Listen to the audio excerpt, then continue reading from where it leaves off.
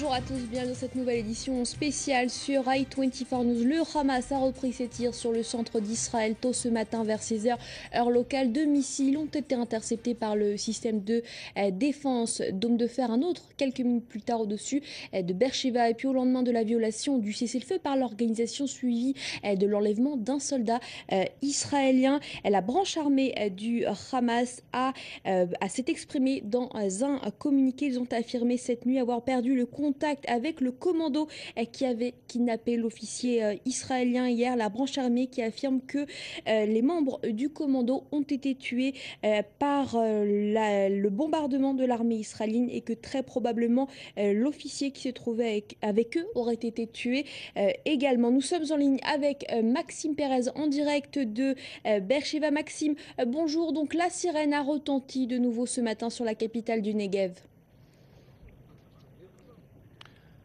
Oui, aux alentours de 6 heures, la sirène antiaérienne a retenti dans la capitale du Negev, Beersheva. Et selon la police, au moins une interception a été réalisée par le système antimissile Dôme de fer. Pas d'autres chutes de roquettes signalées dans cette salve tirée depuis la bande de Gaza. Et puis, vous l'aviez dit en ouverture, 2 roquettes ont été également tirées contre la région du Goujdan, la région centre d'Israël, Tel Aviv notamment, où 2 interceptions, là aussi par le système antimissile Dôme de fer, ont été réalisées. Alors vous trouvez devant l'hôpital Soroka, quel bilan, quel est le nombre de blessés hospitalisés actuellement? Eh bien ici à l'hôpital Soroka de Beersheva, où ce sont plutôt les blessés graves qui sont hospitalisés, on dénombre 22 militaires israéliens qui sont actuellement en soins plus ou moins intensifs ou en train de subir pour certains d'entre eux des opérations. Parmi ces 22 blessés, 8 se trouvent dans un état grave. 2 sont arrivés hier en provenance de la ville de Rafah dans le sud de la bande de Gaza. Vous le savez, se sont déroulés des combats extrêmement durs tout au long de la journée. Et dernière question, Maxime, on l'a dit, donc l'enlèvement d'un soldat israélien hier, est-ce que ça déclenche une nouvelle phase des opérations pour l'armée israélienne? Quelle procédure elle va suivre à présent?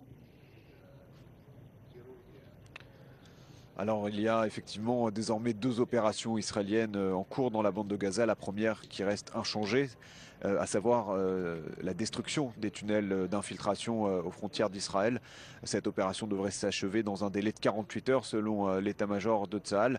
Et puis bien sûr depuis la capture, ou du moins la supposée capture d'un soldat israélien, puisque le Hamas dit ne pas être en contact avec le commando qui a perpétré cet enlèvement, et bien là l'armée israélienne a déclenché ce qu'on appelle la doctrine Hannibal, qui est un plan visant à empêcher l'exfiltration de cet otage israélien, de ce soldat, vers d'autres territoires. Donc le dispositif militaire qui répond à ce genre de procédure consiste à encercler le secteur dans lequel s'est déroulé le kidnapping, en l'occurrence la partie est de Rafah, au sud de la bande de Gaza. L'armée israélienne a établi une zone d'exclusion terrestre en quelque sorte. Ce n'est pas tout à fait un cessez-le-feu, mais elle empêche aux Palestiniens de circuler par voiture, de circuler en voiture. C'est ce qui s'est notamment déroulé hier soir pour empêcher précisément l'exfiltration de ce soldat israélien. Et toute voiture circulant a été sommée de s'arrêter ou visée par des appareils de l'armée de l'air. Les habitants ont été